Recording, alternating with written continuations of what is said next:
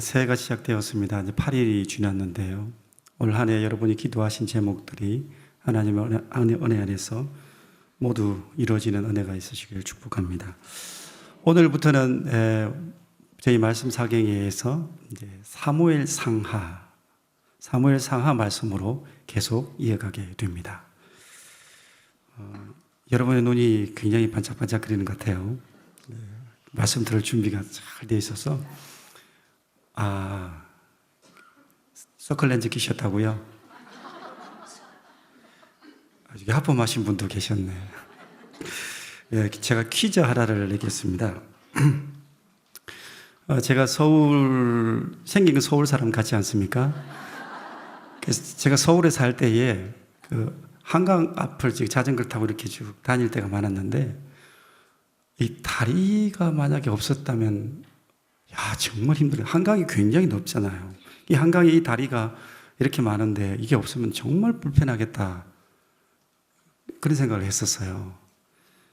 한강에 다리가 몇 개나 있을까요? 예.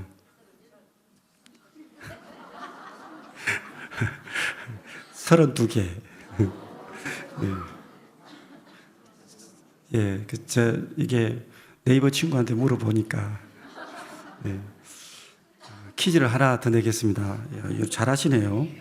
자, 두 번째 퀴즈. 우리 인생이 하나님께 범죄하면서 하나님을 떠나 하나님과의 거리가 멀어졌어요. 관계가 멀어져서 아주 먼 계곡 같은 그런 간격이 생겼습니다. 그 간격을 이어줄 수 있는 유일한 다리가 하나 있어요. 그게 뭘까요? 예수 그리스도. 예, 좋습니다. 빙고. 갑자기 웬 다리 이야기를 하냐 하시겠지만, 이 사무엘서를 만약 별칭을 붙인다면 다리, 이렇게 볼 수 있습니다. 왜냐하면 하나님이 직접 통치하시던 사사시대, 그리고 하나님이 대리자 왕을 세워서 이어지는 왕정시대, 그 왕정시대의 그 사이를 이어주는 사람 책이 사무엘서이기 때문입니다. 그래서 사무엘서는 사사기와 열왕기 사이를 이어주는 그런 책이기도 합니다. 사무엘서는 우리 한글 성경에서는 역사서로 분류를 합니다. 역사서. 근데 히브리 성경에서는 선지서로 분류를 합니다. 그리고 70인역에서는 사무엘상하, 열왕기상하 하나를 묶어서 열왕기라는 한 권의 책으로 묶여져 있습니다. 우리는 이걸 역사서라고 분류하는데 왜 이스라엘은 선지서라고 그러느냐? 이스라엘 사람들에게는 역사에 대한 특별한 인식이 있습니다. 하나님께서 역사를 주관해 가시고 역사 속에서 하나님이 일하시고, 그래서 이스라엘은 역사를 굉장히 중시합니다. 그래서 끊임없이 역사를 탐구하고 역사를 기록하고 역사에 나타나신 그 하나님을 묵상하고 역사 속에 나타나신 그 하나님이 오늘 내 삶에 오시기를 기도하는 사람들이 이스라엘 사람들입니다. 그러니까 사무엘서는 우리는 역사서로 분류하지만 그들에게는 하나님의 구속사가 들어있는 하나님의 행전입니다. 하나님의 일하심이 담겨있는 선지서입니다. 그리고 이 구약의 이 역사서 안에는 하나님이 한 개인 또는 부족, 국가라는 이런 공동체 개인을 통해서 하나님이 일들을 행하시는 그 일상사들이 있습니다. 그 일상사 속에 하나님이 깊이 개입해 있음을 보여주심으로 하나님이 이스라엘을 교훈하시고 오늘 우리를 교훈하십니다. 그래서 여러분이 이 사무엘서를 보실 때에 이건 역사 이야기가 아니라 하나님의 선지서다. 그 속에 하나님이 어떤 모습으로 계시고 지금 어떤 모습으로 우리에게 오시는가, 그것을 찾아내는 것이 가장 중요합니다. 히브리 사람들은 이렇게 말합니다. 하나님이 존재하지 않는 역사는 없다. 왜냐? 모든 역사에 하나님이 개입하고 계시기 때문입니다. 사무엘서는 크게 네 인물 중심으로 되어 있습니다. 한나, 사무엘, 사울, 다윗. 대표적인 이 네 인물이 중심이, 물론 그 외에 여러 사람들이 있습니다. 그러나 대표적으로는 이 네 사람입니다. 한나 이야기는 오늘 1장과 2장, 그리고 엘리 제사장은 1장에서 4장까지, 사무엘은 1장에서 19장까지 나옵니다. 그리고 사울은 9장에서 등장해서 31장에서 죽습니다. 그 다윗은 16장에 나타나서 사무엘하 마지막 장에 다윗이 사라지게 됩니다. 사무엘서에 이렇게 중요한 인물들이 등장하고 이들이 생존했던 시기가 약 주전 1000년경이라고 봅니다. 1000년, 1500년경인데요. 그 이 시기는 하나님이 특별히 구별하여 부르신 아브라함, 그리고 하나님이 사람 되어 오신 예수 그리스도, 아브라함과 예수 그 중간쯤에 이 사사기가 있고 사무엘이 출생이 들어 있습니다. 그래서 가히 사무엘서는 달이라고 할 수 있겠죠. 네. 사무엘서는 우리가 말씀드린 대로 전체는 하나님에 관한 이야기고 그 주체자가 하나님이다 라는 그 기억을 가지시고 이 말씀을 들여다보는 것이 제일 중요합니다. 1장에서 2절까지의 말씀을 보면은 엘가나라는 인물의 그 가계에 대한 족보가 간단하게 기록되어 있습니다. 엘가나는 우리 1절에 보면 에브라임 산지 라마다임 소빔이라는 곳에서 살고 있었습니다. 엘가나는 원래 레위 지파 사람입니다. 그리고 이 라마다임 소빔은 에브라임 지파의 영역에 있는 땅입니다. 근데 레위 지파인 이 엘가나가 왜 거기에 가 있었을까요? 레위 지파는 분복이 없잖아요. 땅을 기업으로 받은 게 없잖아요. 그래서 레위 지파는 다른 지파들이 있는 곳이 여러 곳에 흩어져서 예배 업무를 담당합니다. 하나님을 경배하는 일, 제사와 관련된 일, 그리고 여러 가지 갈등의 문제를 돕는 일들을 감당하기 위해서 레위 지파가 이렇게 흩어져 있는 거죠. 그래서 엘가나는 이 에브라임 지파 지역에서 흩어져서 하나님의 일을 감당하고 있었던 거죠. 라마다임 소빔, 이 라마다임은 짧게 추억해서는 라마라고 부르기도 합니다. 성경 여기저기에 라마라고 표현되어 있는 곳이 있는데 바로 이 우리가 사무엘의 고향이라고 할 수 있는 사사기와 여호수아서의 그 중요한 무대라고 할 수 있는 라마가 라마다임 소빔이라 할 수 있습니다. 그 족보를 보면 엘가나의 족보는 엘가나, 여로함, 엘리후, 도숲으로 이렇게 쭉 이어져 가는데 역대상에 가보면 이제 레위 지파라고 확실히 그앗 자손이라고 확실히 선을 그어 나왔습니다. 우리가 잘 아는 대로 오늘 2절의 말씀을 보면 이 엘가나 이 가정이 나오는데 엘가나는 레위 지파고 또 그 가정이 보면 아내도 둘이 있고 넉넉하게 있는 건가요?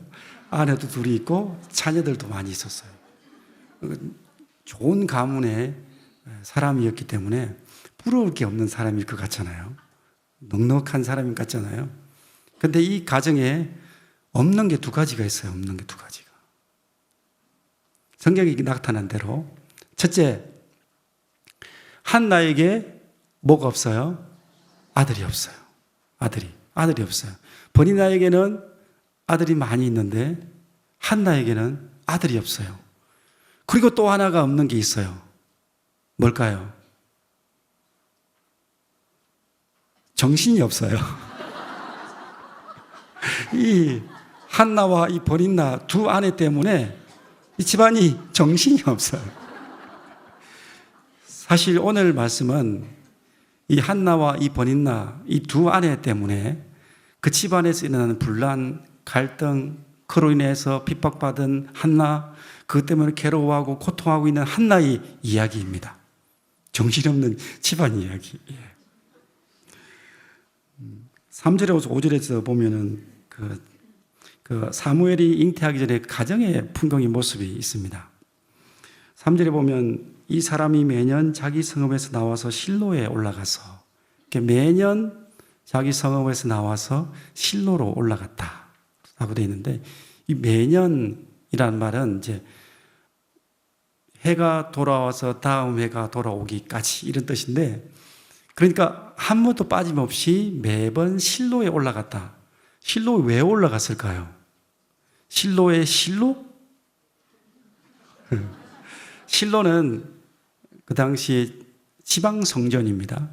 하나님의 언약궤가 있는 게 실로인데 매년 이 엘가나의 가족들은 성소가 있는 법궤가 있는 실로로 계속 올라갔습니다. 이 가족들은 레위 지파이기도 하지만은 예배와 제사를 중시하고 거기서 빠짐없이 하나님 앞에 올려드렸던 그런 가정입니다. 신명기 16장 16절의 말씀을 우리가 한번 같이 읽어보겠습니다. 너의 가운데 모든 남녀는 1년에 3번 곧 무교절, 칠칠절과 초막절에 네 하나님 여호와께서 택하신 곳에서 여호와를 배웁되 빈손으로 여호와를 배웁지 말고, 이렇게 말씀합니다. 이 가정은 이 말씀에 준행해서 매년 빠짐없이 3차례 실로에 가서 예배를 드렸습니다. 솔로몬이 성전을 짓게 되잖아요.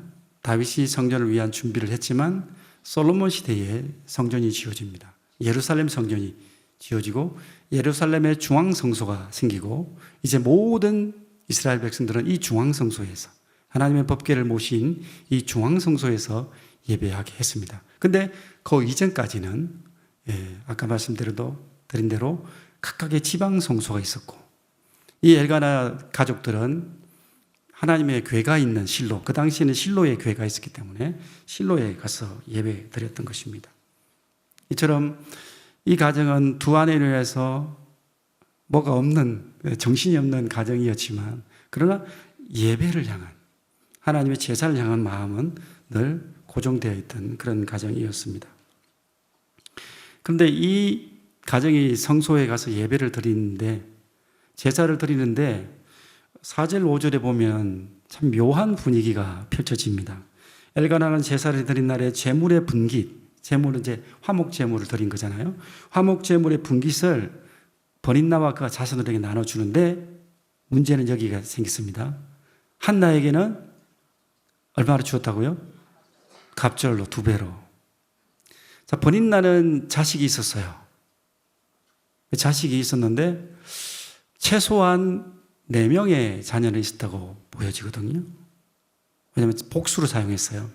아들들과 딸들. 그죠? 그러니까 이 최소로 치면 아들 2, 딸 2인데, 물론 더 됐겠지만, 최소는 4명이에요. 근데 번뇌까지 포함하면 5명인데, 5명에게 남은 화목제물을 이만큼 주었는데, 혼자인 한나에게는 2배를 줬어요. 얼마나 불공평해요. 그럼 누가 열받을까요? 버린다가 열받겠죠. 우리는 입이 최소 5명인데, 저기는 입이 하나인데, 우리는 하나인데 저긴 2를 준 거죠. 너무 불공평하잖아요. 이게 원인이 되었던 거죠.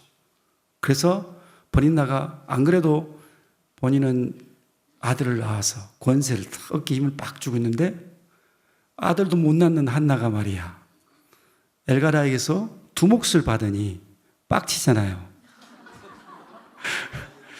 그래서 괴롭히고 그냥 힘들게 하고 자기 아들 동원해서 약 올리고 이런 일들을 했던 거죠. 이런 내용은 성경에 없지만 사극을 보면 알 수가 있어요. 네. 그런데 여기 2가지에 놓치서는 안 되는 게 하나 있어요. 첫 번째는 왜 그렇게 했느냐에 보면 엘가나가 한나를 사랑했어요. 물론 거기에는 아이 못 낳는 한나에 대한 연민도 있을 것이고 정실이니까, 조강지 정실이니까 정실에 대한 신의도 있었을 것이고, 그리고 또 아름다웠는지도 몰라요. 아무튼 한나에게 그렇게 애정을 쏟고 사랑했어요. 사실 따져보면 7거지약의 2번째가, 우리 조선시대 7거지약 2번째가 아들 낳지 못하면 이렇게 했잖아요. 왜 그랬는지 몰라요. 저 딸만 2이. 근데 그런 한나에게 굉장히 결함이 많은 거죠. 특히 그 엘가나가 사던 이 사사시대 이후에 이때는 남자가 굉장히 중요한 시대였기 때문에 크나큰 결함입니다. 그럼에도 불구하고, 약점이 너무 많음에도 불구하고 엘가나가 사랑한 거예요. 사실 가만히 본문을 들여다보면 그런 생각이 들어요. 우리가 너무 약점이 많은데 우리가 막 내세울 게, 특히 제가 그래요. 내세울 게 인물 말고는 없는데 하나님이 그렇게 사랑하시잖아요. 여러분을 향해서 우리가 공로도 없고 하나님 앞에 내세울 게 없어도 하나님이 독생자를 우리에게 주시기까지, 예수님이 우리 대신하여 십자가에 죽으시기까지 그렇게 사랑하시잖아요. 사실 그게 엘가나가 한나를 바라보는 마음이라 그런 생각이 듭니다. 그리고 가장 중요한 것은 5절 후반부와 6절 전반부에 있는 이 말씀입니다. 이 말씀이 이 이야기의 전체를 관통하고 꿰는 열쇠입니다. 그러나 여호와께서 그에게 임신하지 못하게 하시니, 여호와께서 그에게 임신하지 못하게 하심으로. 그러니까 한나의 불임, 한나가 자식이 없는 것은 전적으로 누구의 의도? 하나님, 여호와 하나님의 계획이라는 것입니다. 여호와 하나님께서 그의 태의 문을 닫았다라는 그런 의미입니다. 여호와께서 한나의 태의 문을 닫으심으로 잉태치 못하게 하였다는 그런 겁니다. 당신은 다산이 축복이고 무자식이 저주로 생각하던 그 일을 하나님이 행하셨다는 것입니다. 그것 때문에 순환을 당하기도 했는데 그 배후에 하나님이 계시다는 겁니다. 이 버닌나의 공격에 얼마나 한나가 힘들었냐면 울다가 지쳐서 밥도 못 먹고 이렇게 됐습니다. 그런데 이 일을 행하신 분이 하나님이시라는 거예요. 남편이 엘가나가 가서 한나를 위로합니다. 내가 그대에게 10아들보다 낫지 아니하냐. 뭔 말이 돼? 우리 남편들이 아내 가가지고 그 일만 하면 예. 예. 물론 여기에는 엘가나의 애정이 담겨 있다는 거죠. 근데 남편들 이런 말 하시면 안 되겠죠. 예. 그렇게 엘가나 위로하지만 한나는 너무 힘든 거예요. 여기에서 우리가 기억할 것이 있습니다. 이렇게 힘든 상황, 우리에게도 있을 수 있습니다. 그러나 그 힘든 상황은 하나님의 주도하심, 하나님이 일부러 그렇게 했다는 것이 아니라 하나님이 그 안에도 일하고 계신다는 사실입니다. 그 사건, 그 문제, 그 어려움 가운데도 여전히 하나님이 계시다라는 겁니다. 그것을 기억하는 것이 제일 중요합니다. 지금 우리의 상황들이 아무리 어려워도 하나님은 그 가운데 계신다. 하나님은 그 일 가운데서 뭔가를 섭리하고 계신다라는 믿음이 중요합니다. 우리의 문제도 어려움도 하나님의 손에 들려지면 그분은 전능하신 분이시기 때문에 내가 기대하지 못하는 일들을 만들어 가시는 분이십니다. 주가 일하십니다. 그분이 역사하십니다. 그래서 한나가 그 하나님을 믿고 위대한 선택을 합니다. 그 선택이 10절에 보면 한나가 마음이 괴로워서 여호와께 통곡하고 기도하고 통곡하며, 한나가 자신의 그 아픈 문제를 끌어안고 하나님 앞에 간 거예요. 하나님 앞에 울며 통곡하며 기도하며 하나님 앞에 문제를 내어드립니다. 우리의 문제는 하나님 앞에 가면 방법이 있습니다. 그리고 그 고통에 매이지 않고 한나는 중요한 결단 선언을 합니다. 서원을 하는 거죠. 하나님 앞에 서원합니다. 근데 그 서원을 하면서 한나는 주의 종, 주의 여종, 주의 여종이라는 말을 3번씩이나 반복하고 하나님을 향해서 3번씩을 또 반복해서 하나님 돌보시고 기억하시고 잊지 마시고 아주 간절한 마음으로 하나님 앞에 자기의 문제를 내어드렸습니다. 예레미야 33장 3절의 말씀을 우리 함께 읽으면 좋겠습니다. 너는 내게 부르짖으라. 내가 내게 응답하겠고 내가 알지 못하는 크고 은밀한 일을 내게 보이리라. 할렐루야. 이 하나의 그 간절한 기도를 하나님이 들었었겠죠. 한나의 서원의 내용이 뭡니까? 한나가 하나님 앞에 기도하면서 서원을 아뢰입니다. 그 서원의 내용 우리가 잘 아는 대로 아들을 주시면 이 아들을 나시린으로 하나님 앞에 드리겠다. 머리에 삭도도 되지 아니하고 그 아들을 구별해요. 시체와 접촉도 하지 아니하고 그렇게 구별해 나시린으로 하나님 앞에 드리겠다. 이렇게 서원을 합니다. 근데 서원을 할 때는 주의해야 합니다. 남편과 상의해야 합니다. 예. 네. 그리고 이 서원을 하는데 뭐냐면 원래 서원 기도는 기간을 정해서 서원합니다. 하나님, 제가 일정 기간 동안 하나님 앞에 이렇게 헌신하겠습니다. 근데 이 한나는 평생이라는 단어를 집어넣습니다. 나시린으로 아들을 구별하는데 평생 드리겠습니다. 이렇게 서원을 합니다. 이제 그 무렵에 이제 엘리 제사장이 엘리 감독이 그 자리에 앉아 있으면서 이렇게 기도하는 한나를 유심히 보고 있습니다. 12절에 보면 그가 여호와 앞에 오래 기도하는 동안에 엘리가 그의 입을 주목한즉 한나가 하나님 앞에 서원하면서 눈물 콧물 쏟으며 간절한 마음으로 기도하고 있는데 소리가 안 들리는 거예요. 엘리 제사장이 이 한나를 가만히 보고 있는데 입으로는 막 움직이는데 음성이 들리지 않는 거예요. 당시 이스라엘 사람들을 기도할 때는 반드시 소리 내서 기도하게 되어 있습니다. 지금 우리가 알고 있는 묵상 기도라는 건 없습니다. 그러니까 엘리 제사장이 보지도 못한 기도인 거죠. 엘리 제사장이 보지도 못한 그 기도를 한나가 하고 있는 거예요. 입은 계속 움직이며 몸은 움직이는데 음성이 들리지 않는 겁니다. 그래서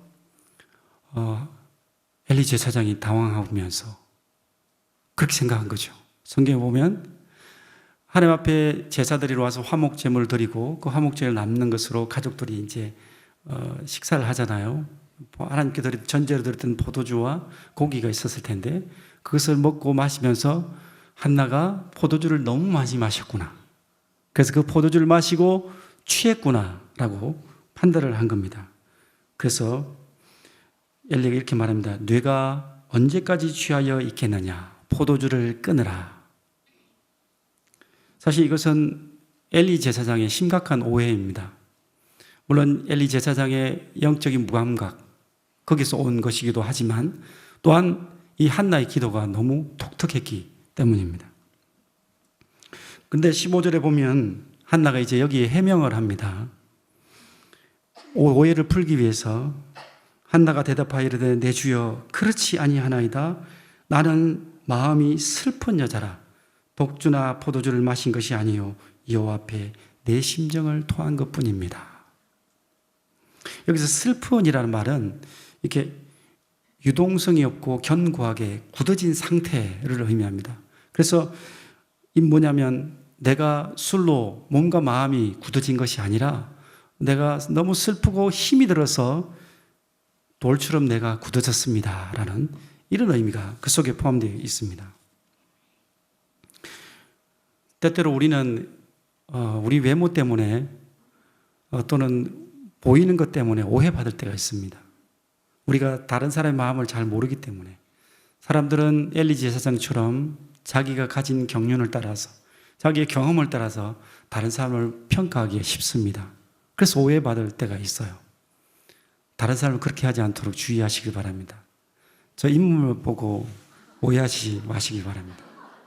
그 사람을 보실 때 더 많이 더 깊게 이해하려고 애를 써야 합니다. 그런데 이제 이 한나의 이 고백에 엘리 제사장의 마음이 풀렸어요. 그래서 엘리 제사장이 한나에게 이렇게 말합니다. 평안히 가라.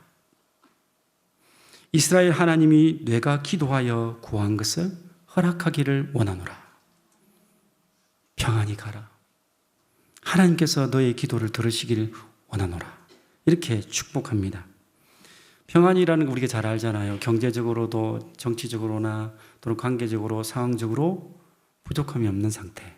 그리고 하나님과 사람 사이에 가로막힌 장애물이 없는 상태. 그런 평안이잖아요. 그 평안이 너에게 있었으면 좋겠다. 라고 제사장이 축복합니다. 그랬더니 한나가 믿음으로 그것을 탁 취합니다. 은혜 입기를 원하나이다 라고 은혜로 취하고 감사합니다. 그리고 나서 한나가 어떻게 합니까? 그 다음에 되게 중요해요. 그죠? 가서 먹고 얼굴에 다시는 근심 빛이 없더라. 한나가 이 실로에 올라왔는데 하나님 앞에 와서 성전 앞에서 기도하는데 다른 가족들은 제사하고 막 이렇게 먹는지만 안 먹는 게 안 먹고 그냥 눈물 콧물로 기도하고 막 하다가 엘리 제사장이 이 약속을 탁 받고 한나가 갑자기 돌변합니다. 이렇게 하더니 가서 이제 남은 거 없어요? 하고 탁 먹고 씩씩하게 가는 거예요. 엘가나가 보다가 그 성전에 올라올 때 모습하고 성전에 들어갔다 나올 때 모습이 왜 이렇게 다르지? 사실 이것이 우리 그리스도인의 본질입니다. 우리는 슬픔, 문제, 고통, 질병, 아픔 갖고 주님 앞에 탁 나와서 주님을 만나고 하나님의 약속을 받고 나갈 때는 이렇게 나가는 거 아니겠습니까? 가서 먹고 얼굴에 다시는 근심이 없었더라. 이게 이제 히브리 원문으로 보면 이런 뜻이에요. 그녀의 얼굴이 다시 그녀에게 존재하지 않았다. 그녀의 얼굴이 다시 그녀의 얼굴이 존재하지 않았다. 뭐냐면 성전에 들어올 때 그 전의 모습이 그에게서 찾아볼 수 없었다라는 그런 말씀인 거죠. 한나는 그렇게 오랫동안 기도하며 울며 콧물 다 쏟으며 기도하더니 배를 골아가며 금식하며 기도하더니 왜 갑자기 이렇게 돌변한 겁니까? 하나님의 약속에 대한 믿음이겠죠. 하나님 앞에 기도를 올려드리고 하나님이 그 약속을, 그 기도를 들으셨다는 그 믿음이 그 안에 있었기 때문이고, 또 하나는 비록 엘리 제사장이 실수도 하고 흠도 있지만 하나님이 제사장에게 부여한 권위를 따라 그 입에서 선포된 말씀을 내 것으로 탁 취해버린 거예요. 그래서 은혜 입기를 원하네 하면서 그 말씀을 탁 붙들었기 때문에 그 약속에 대한 하나님의 말씀에 대한 신실한 믿음이 있었기 때문에 어제 그 표정이 그렇게 될 수 있었던 것입니다. 그렇습니다. 우리 하나님은 우리가 하나님 앞에 기도하면 반드시 반응하시는 분이십니다. 하나님께서는 반드시 들으시고 그때부터 그 순간부터 이제 골몰하시며 계획하시며 기획하시며 승리하시며 일을 준비하시는 분이십니다. 여호와 이레의 하나님, 엘 엘리온의 하나님이십니다. 빌립보서 4장 6절 7절에서는 그래서 이렇게 말씀합니다. 아무것도 염려하지 말고 다만 모든 일에 기도와 간구로 너희 구할 것을 감사함으로 하나님께 아뢰라. 그리하면 모든 지각에 뛰어난 하나님의 평강이 그리스도 예수 안에서 너희 마음과 생각과 삶과 기도 제목, 그런 미래, 꿈, 비전을 다 지키시리라. 그렇게 말씀합니다. 9절에 19절에서 20절로 가면 이제 드디어 사무엘이 태어납니다. 많이 기다리셨죠? 이제 울음소리가 막 들려요. 19절에 보면 한나가 아침에 일찍 여호와 앞에 나아가 경배합니다. 지방성소겠지만 하나님 앞에 나아가 예배해 드립니다. 그 약속의 말씀을 붙들고 하나님 약속 주셨죠? 이제 하나님의 때에 그 일이 이루어지기를 원합니다 하고 예배 드립니다. 한나의 예배 드리는 모습이 무려 우리 사무엘상 1장에 보면 7번씩이 나와요. 1절, 3절, 7절, 9절, 15, 19, 21, 24절까지 무슨 일이 있을 때마다 예배하고 기도하고 그렇게 한나가 하나님 앞에 나왔습니다. 그때 19절 끝에 빨간 줄 밑줄 쫙 별표 3개, 여호와께서 그를 생각하신지라. 하나님께서 이 한나를 생각하셨어요. 다른 말로 표현하면 사실 쭉 생각하고 계셨고 이제 때가 되었다고 생각하신 것입니다. 태의 문을 여셨던 하나님께서 이제 한나의 태를 여시고 잉태케 하신다는 말씀입니다. 20절에 가면 한나가 임신하여 때가 이름에 아들을 낳고 그 이름을 사무엘이라 짓습니다. 때가 이르면 이거는 물론 10달이기도 하겠지만은 한나가 하나님의 약속을 받고 나실인으로서 소원한 그 아이를 품고 태교한 믿음의 신앙의 태교를 한 기간을 말하겠죠.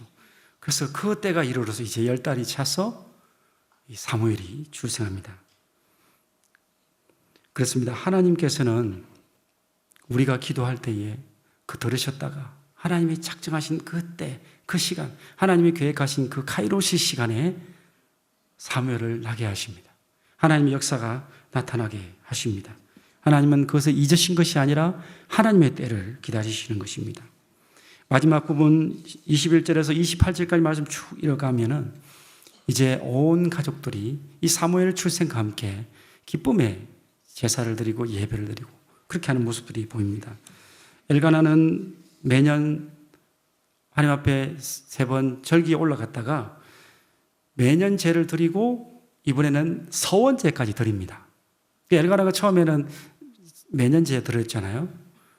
화목제까지 드렸겠지만 매년 제를 드렸는데 이번에는 서원제를 드렸다고 되어 있습니다. 원문에 보면 엘가나의 서원제라고 되어 있습니다. 서원은 누가 했습니까?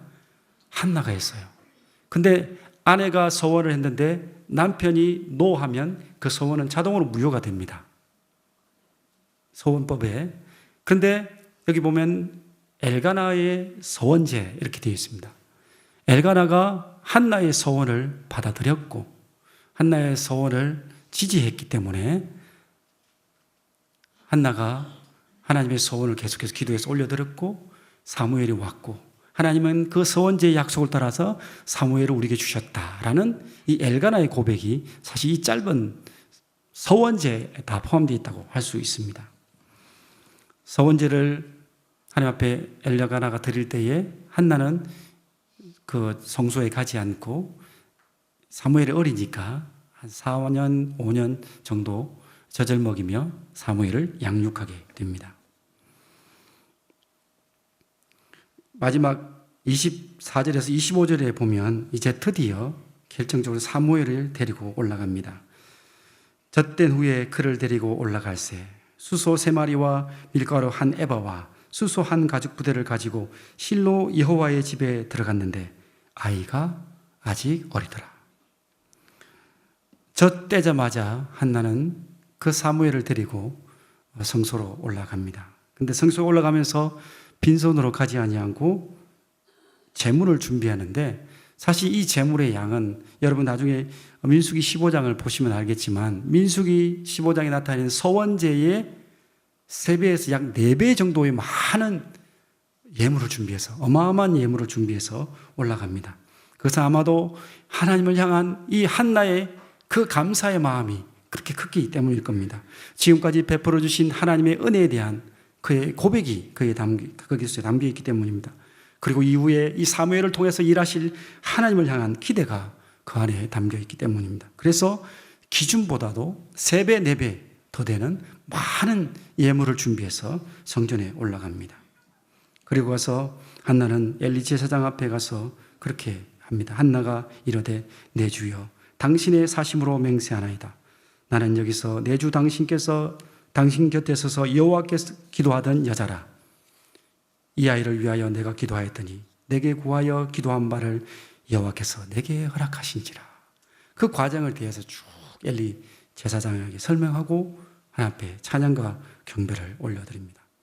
27절과 28절 사이에 이 한나는 여호와께라는 단어를 3번씩이나 반복하면서 하나님이 이 일의 주체였다.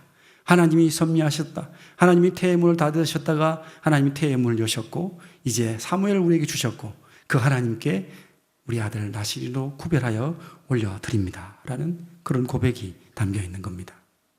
사랑하는 성도 여러분, 1장에 나타나 있는 이 복잡한 가정, 두 아내로 인해서 한나라는 여인이 정말 고통의 시간을 보냈지만 그 고통, 고난, 어려움, 문제, 출산하지 못함이라는 이 모든 것들이 결국 하나님과 접속이 되었을 때 그 가정의 놀라운 축복과 이 사무엘의 출생과 사사로 이어지고 왕정시대로 이어가는 위대한 인물이 되어져가는 그 과정들을 보여줍니다. 사랑하는 성도 여러분 삶의 중심에 하나님이 계시도록 여러분의 일상사에 하나님이 오시도록 우리의 일상사도 마찬가지입니다. 하나님이 우리 가운데 오시기 때문에 우리의 일상사는 그저 지나가는 역사가 아닙니다. 하나님의 구속사입니다. 우리를 통한 하나님의 위대한 계획이 이루어지는 사건들입니다. 오늘도 여러분 삶의 중심에 하나님을 모심으로 우리 하나님과 동행하는 여러분의 삶이 되시기, 특별히 2025년 우리 하나님과 동행하며 우리 하나님과 함께 구속사를 이뤄가는 여러분의 삶이 되시기를 간절히 축원합니다. 기도하겠습니다. 하나님 아버지 감사합니다. 우리는 때때로 우리 앞에 당하는 어려움과 문제를 쉽게 판단하고 넘어질 때가 있습니다. 그러나 그 가운데 우리 하나님이 여전히 섭리하고 계심을 믿고 믿음으로 나아가 기도하며 찬송하고 예배하며 승리하는 삶을 살게 하여 주시옵소서.